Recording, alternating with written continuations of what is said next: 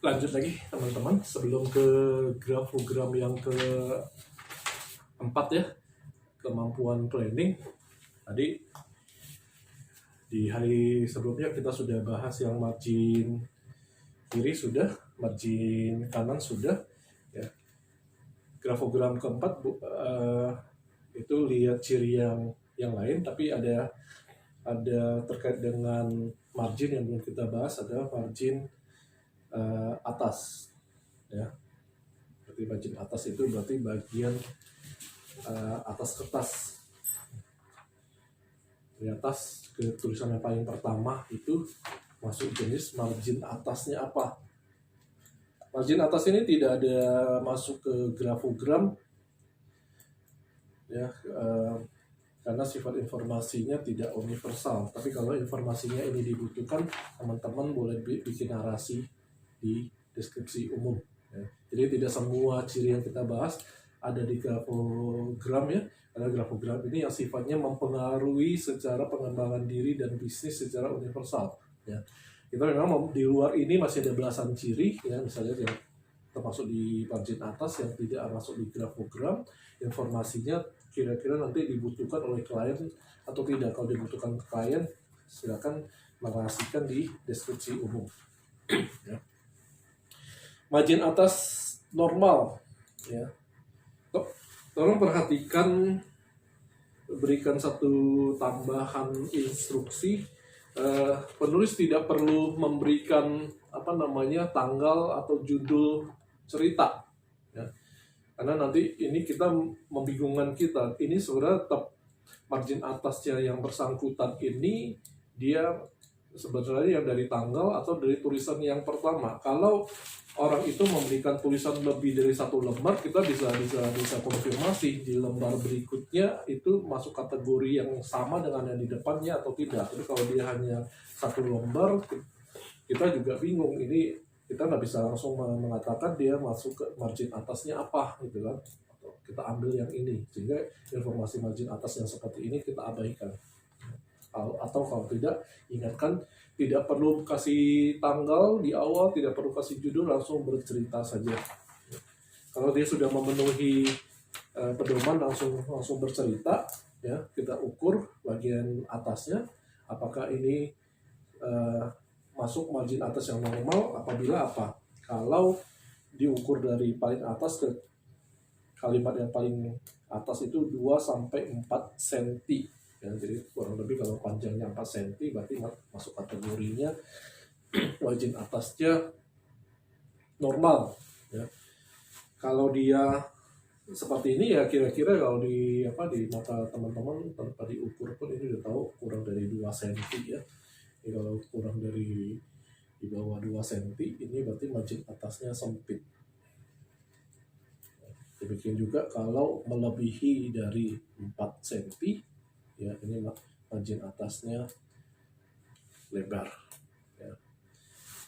Ini saya langsung artikan saja karena tidak ada grafogramnya, tidak ada scoringnya. Saya bisa akan langsung arti. Margin atas normal ini arti majornya adalah persepsi posisi penulis dibandingkan dengan orang lain ya. Jadi dia membandingkan dirinya dengan orang lainnya itu seperti apa. Kalau dia yang normal, dia memposisikan atau mempersepsikan dirinya itu sederajat atau sama, atau dia memandang dirinya itu sama gitu ya. Kalau sempit, dia memandang dirinya lebih tinggi daripada orang lain ya. Jadi untuk yang sempit, narasinya adalah penulis memandang dirinya lebih tinggi daripada orang lain. Kalau ketemu di kertas rangkuman atau modul, itu mungkin ketemu kata arogan atau sombong.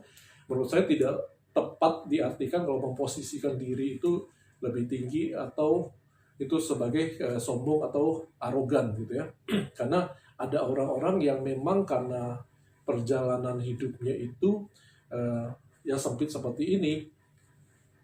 Nanti kita cek kalau ukuran tulisannya masuk yang medium dan kecil ya, dan ininya sempit ya, dia hanya memposisikan dirinya lebih tinggi karena apa, dia menjaga supaya pengalaman masa lalunya itu disepelekan, dihina atau di underestimate ya, itu tidak terjadi lagi, sehingga ketika dia ketemu orang baru atau yang secara formal dia akan melihat dirinya lebih tinggi. Tapi kalau misalnya ternyata dia bertemu orang yang memang juga respect pada dirinya, dia akan tetap menempatkan memandang orang lain dengan sederajat. Ya, itu untuk yang sempit, dan kalau ukuran tulisannya kecil atau medium, nanti kita akan bahas pada waktu ukuran ya, untuk jenis ukuran.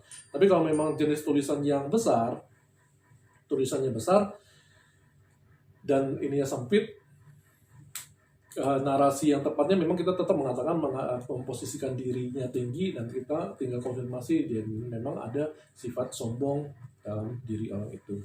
Nah, kalau yang lebih dari 4 cm, jadi dia kebalikannya dari yang sempit, dia memposisikan dirinya apa? Dia memposisikan dirinya di bawah orang lain, atau orang lain lebih tinggi daripada dirinya, alias apa? Rendah diri ya, untuk yang ini ya, rendah diri.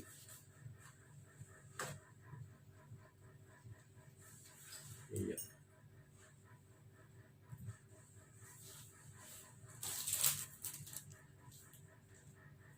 Ya. Kalau ini saya ukur, ini lewat dari 4 cm. Kalau misal contoh yang seperti ini dengan mengabaikan tanggalnya, ini lebih dari 4 cm, berarti ini dia ini adalah penulis yang memandang dirinya di bawah orang lain. Ya. Nah, untuk margin atas, kalau ketemu misalnya ada tulisannya yang turun ke bawah atau naik ke atas gitu ya, abaikan yang naik atau turunnya, ambil ukuran yang kata yang paling kiri saja. Ini kalau ukuran yang paling atas berapa? Ini udah 4,5, kalau udah 4,5 cm berarti dirinya margin atasnya lebar. Tapi kalau dia masih masuk 4 sampai batas 4 itu masih normal ya. Ini untuk yang margin atas, saya hapus dulu sebentar. Ada satu grafogram juga, ada satu ciri yang tidak masuk grafogram ya, adalah margin bawah ya, margin bawah kertas. Contoh yang ini juga tidak masuk di grafogram, tidak kita bahas. Artinya apa? Ini ciri ya, cirinya juga minor, artinya juga minor. Kalau dibaca di artinya itu tidak ada yang akurasinya tinggi ya. Jadi untuk metode kita, untuk yang margin bawah kita abaikan ya. Demikian untuk ini tambahan saja sebelum kita masuk ke grafogram keempat ya. Grafogram keempat, lihatnya dari mana? Lihatnya dari spasi antar baris ya. Spasi antar baris berarti dari satu baris ke baris berikutnya gitu ya. Saya mesti contohkan dulu. Dia ada dua yang major teratur. Saya pakai tulisan biasa dulu. Teratur jenisnya, misalnya contoh tulisnya jenisnya dengan yang tidak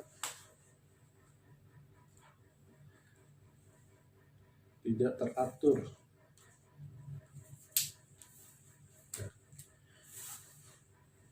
Yang dimaksud dengan teratur itu kalau dari satu baris ke baris atas ke baris bawah itu tidak ada perpotongan baris, itu teratur. Tapi kita harus periksa dari semua tulisan ya, semua tulisan itu ada nggak baris atas yang masuk ke baris di bawah. Atau kalau karena kita sudah membahas tentang trizon, harus kita pastikan baris tulisan yang di atas, zona bawahnya itu tidak masuk di zona atas baris yang di bawahnya ya. Kalau contoh seperti ini, kalau nanti saya akan memberikan foto tulisannya ya. Kalau diperhatikan yang seperti ini, berarti yang di sini ada perpotongan tulisan ya, ada perpotongan.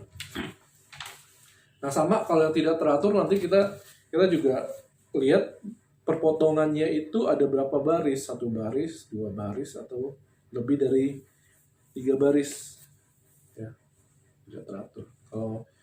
Kalau ini saya coba contohkan, ini berarti antara huruf T dengan Y ini sebenarnya sudah berpotongan ya, berarti ini tidak teratur satu baris ya.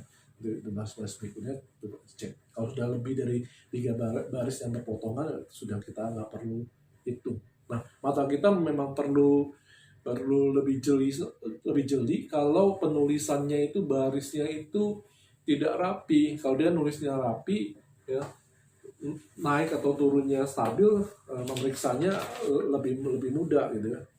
Tapi kalau misalnya tulisannya nanti baseline-nya tidak teratur ya, mata kita mesti periksanya lebih jeli ya. Jadi ketika dia naik, kita periksa spasi antar barisnya mesti naik. Kalau dia turun, kita mesti periksanya dia turun. Kalau dia bergelombang ya, kerja mata kita lebih butuh effort.